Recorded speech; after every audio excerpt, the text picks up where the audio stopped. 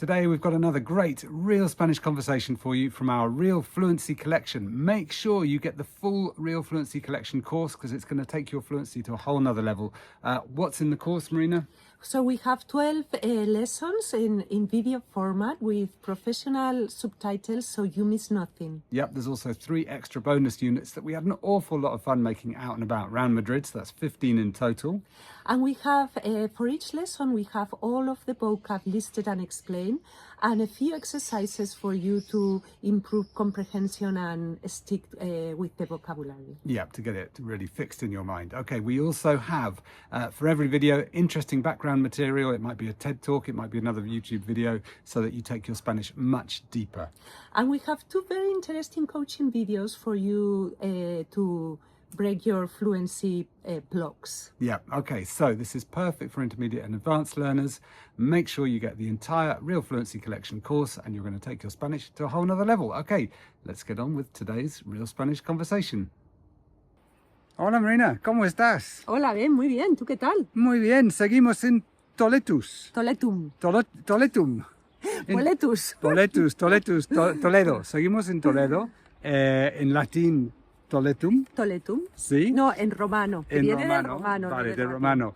Pero curiosamente no vamos a hablar de los romanos, sino de un chico de otra civilización cercana, Sí, de Grecia. de Grecia.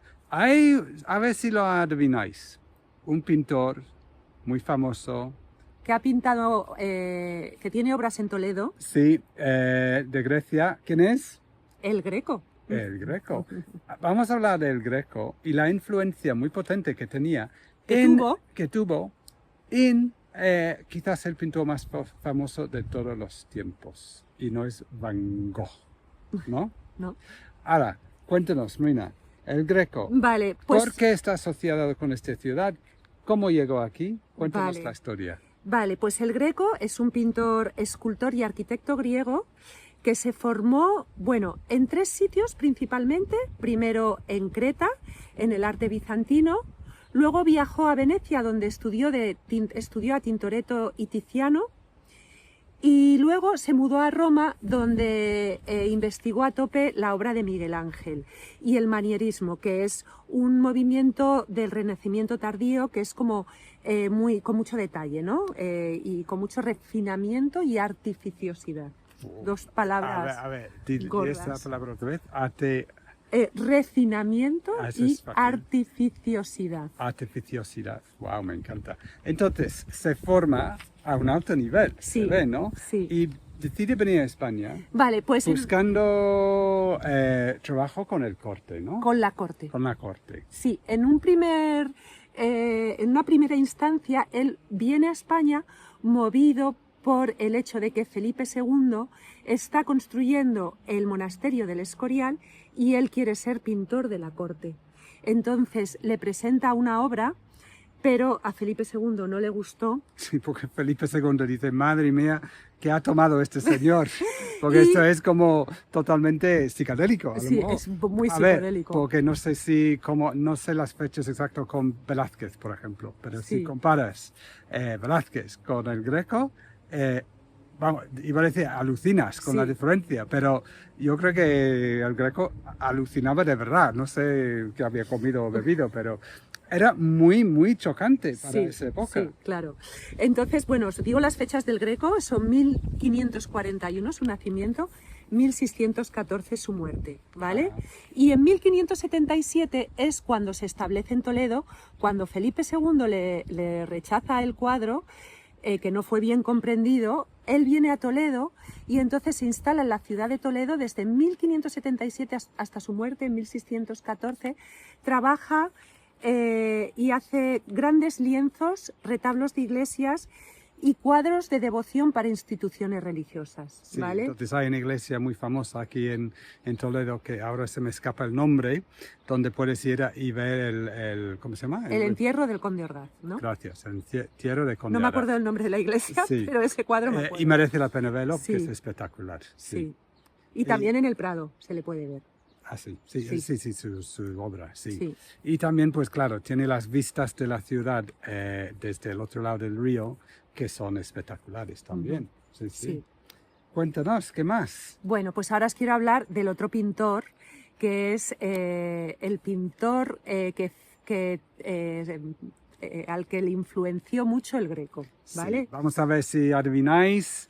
Vamos a ver, le gustaban mucho los rectángulos y los, ¿cómo se dice? Squares. Los cubos. Los cubos. Ah, pues alguien que tiene que ver con el cubismo. Sí. ¿Quién puede ser? Picasso. Picasso, sí. Vale. Quizás el más famoso de la historia de los pintores, ¿no? ¿Qué tenía que ver Picasso con el Greco?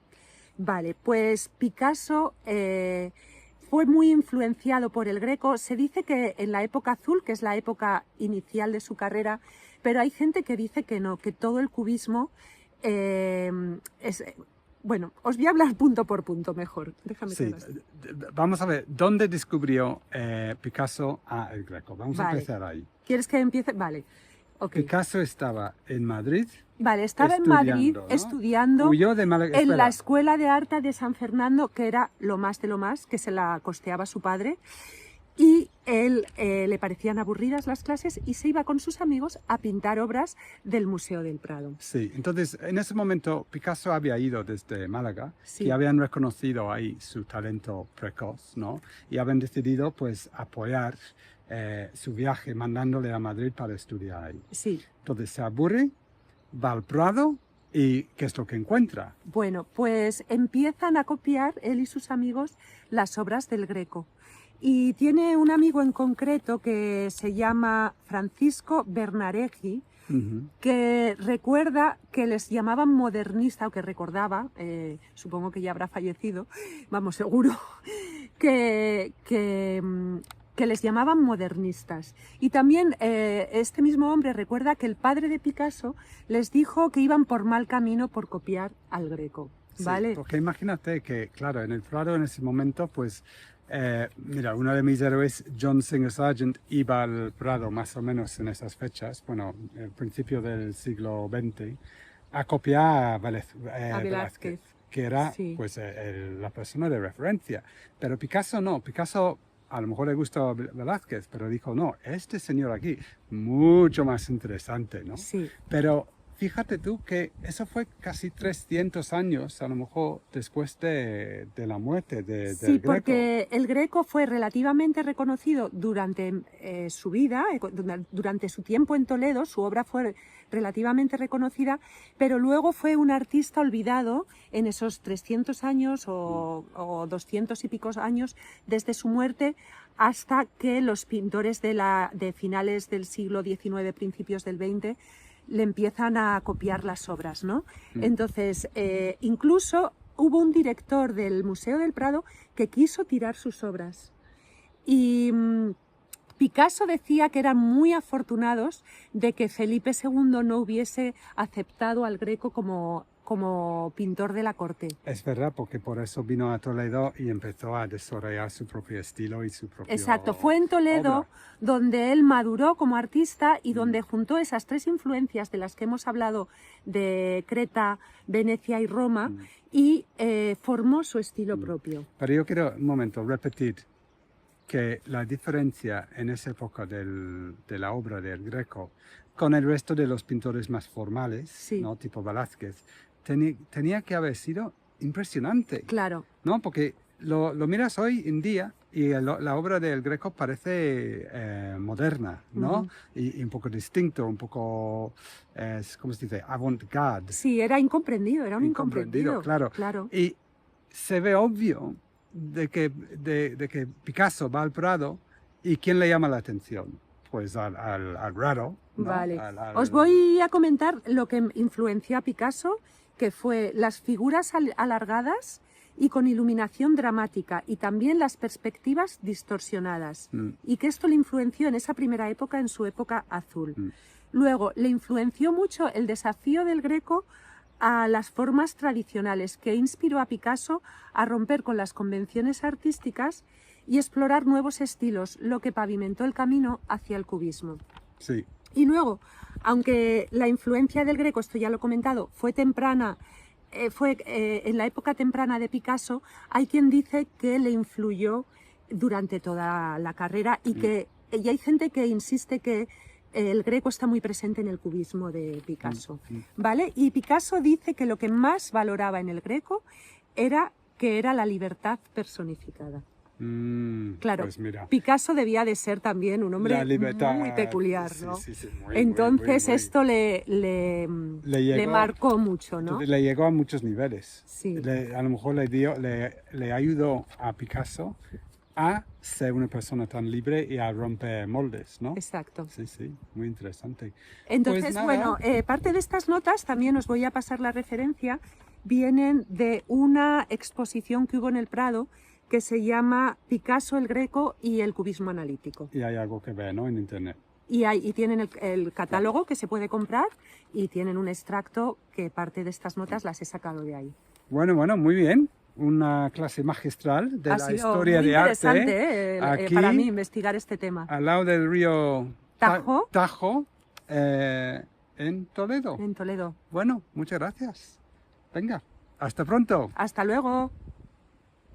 I hope you enjoyed today's video. So Ben, tell us, what can people do now? Okay, you want to make sure that you get the whole entire Real Fluency Collection course, so you get all 15 videos, you get professional subtitles on every video, so you miss nothing, the complete list of vocab for each video that we know you have to know, and one of my favorite things is the interesting links and interesting background material that we also have in the course. Might send you off to a TED Talk, a YouTube video, so your Spanish goes even deeper. You can check out everything that's in the course via the link below, and yeah, it's going to make a massive difference to your fluency. Hasta pronto. Hasta luego.